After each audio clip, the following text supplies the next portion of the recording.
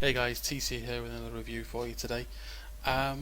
Today we are going to look at the Kanonenjagdpanzer, or the Cannon tank. It's quite a new modern tank, this actually. It's not as old as you may think, as you can tell from the design. And from speaking to a clan member who's actually served in the Wehrmacht fairly recently, they didn't usually mount a gun on it. It was used more of as a reconnaissance vehicle, hence the low, sleek, stealthy profile and the fantastic camo concealment rating that this tank gets. It's recently received a buff in patch 9.15 as well, so the gun's penetration has been increased and the rate of fire has gone up, but the dispersion on the move has gone down, so you're no longer able to run around and derp things at full speed and run away laughing maniacally. It does, however, get the really nice 90mm Rheinmetall gun with the very high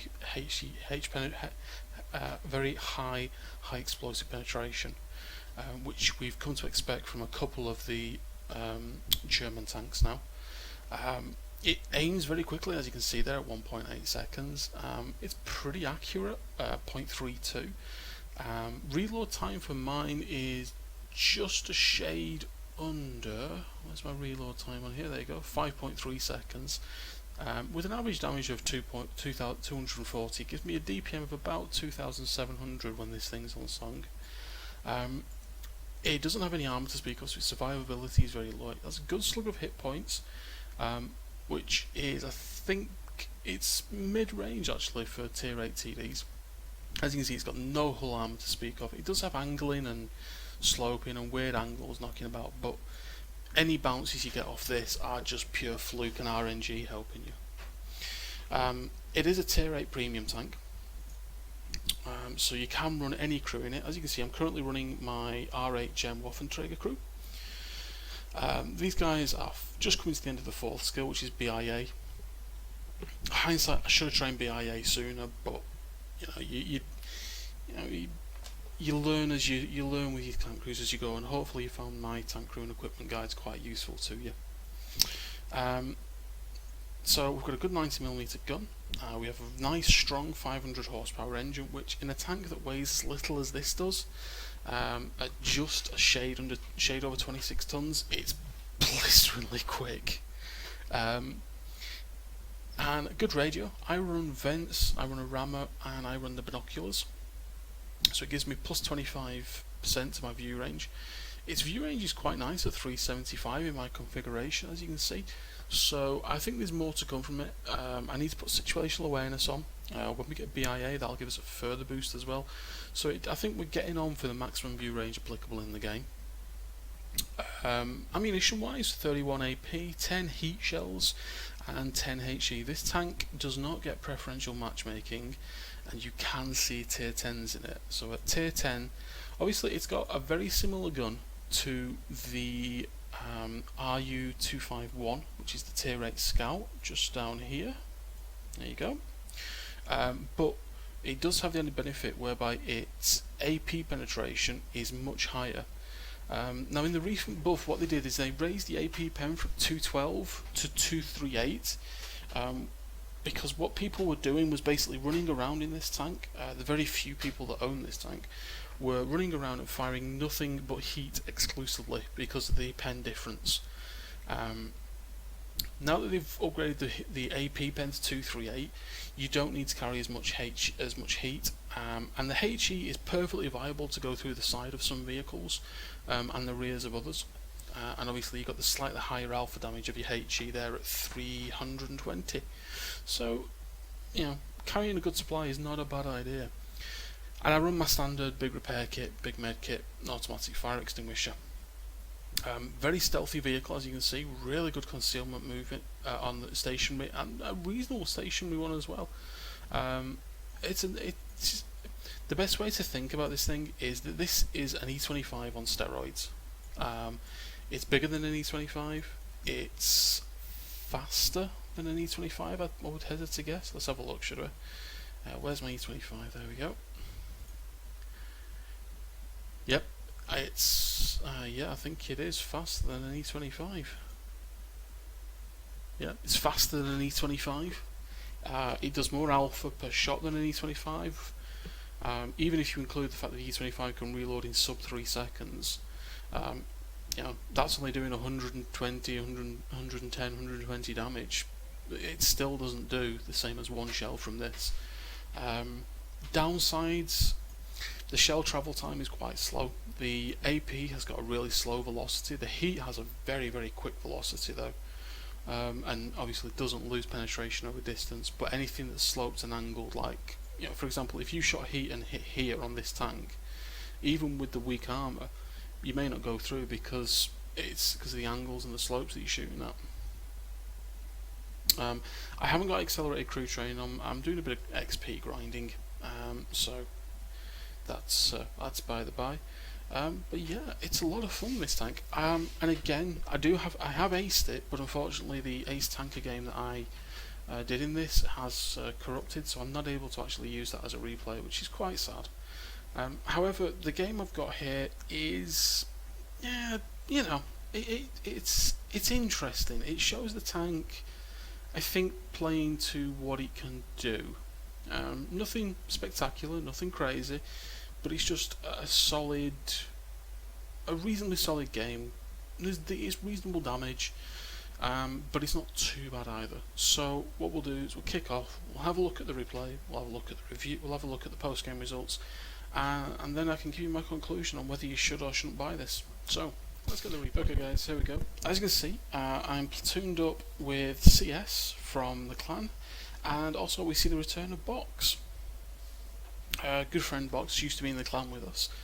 She's also a live streamer as well, so if you get a chance, go and pop along and have a look. It's a nice different way of viewing the game. So we'll speed up the replay. Early decisions for myself is I'm going up the hill. We spot a couple of forumites on the on there, so we standard forumites. Hello.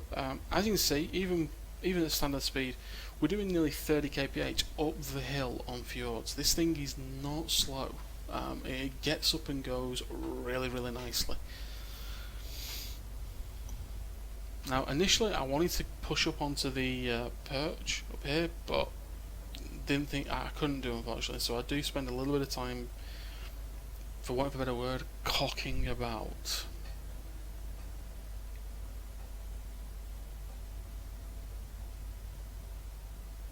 As you can see, it gets up to speed quite nicely. I mean, you know, we almost make it up there, but you know, caught no joy this time. So I decided to stop messing about. Let's go and see what we can do. So straight, you know, really nice and quick, bosh, straight around here. I'm waiting for my support, but at the same time, if I see anything, I've got to be ready to shoot it. So straight away, there's a Mutz. I'm not sure whether he spots us or not.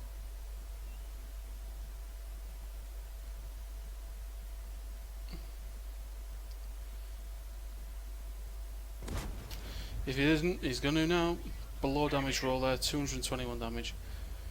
I pull up into the hug of the cliff, and finally, Pinky and Perky here in the T-34 arrive. The E-25 starts to Shrek me. It's really annoying.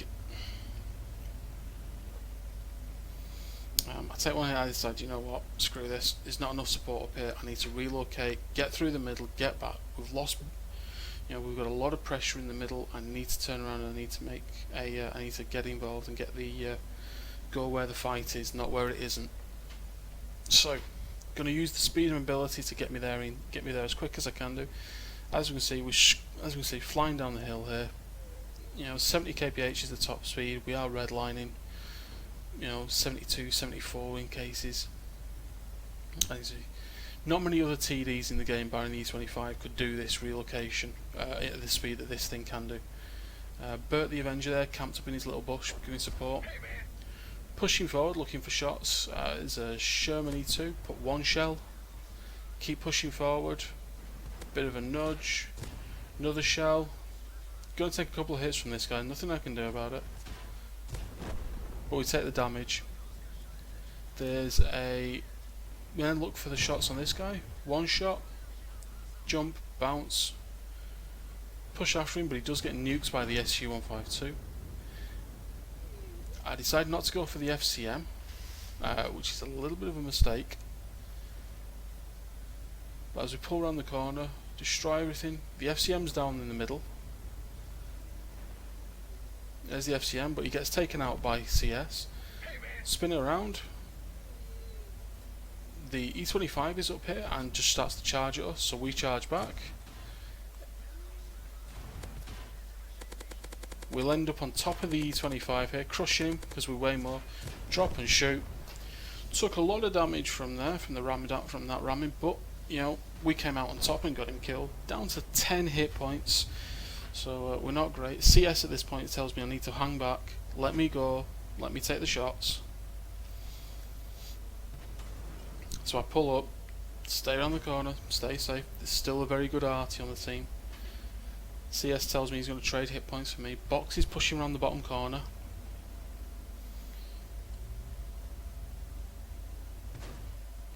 As you see, that I'm struggling to stay behind me because the performance of this tank, it just wants to go. Our friendly tank there shoots CS in the back of the turret, but he does apologise. CS says, right, he's not fired, he's not fired. I push round. Box gets a great ambush shot there. And now I'm pushing forward looking for the Perishing. There's the Perishing. Also aim again. Take the Perishing out. Spin around looking for the Mutt who's over there.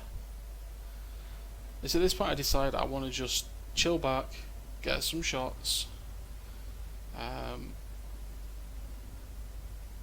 See what we can do. Box is looking for a long range shot and thinks he's going to go down the hill, so she loops around, which is a perfectly legitimate thing. That's what I thought he was going to do as well. And 3 kills this game, we got 2k of damage. Not fantastic, but you know, we can live with it. It's good enough. Pop up looking for shots.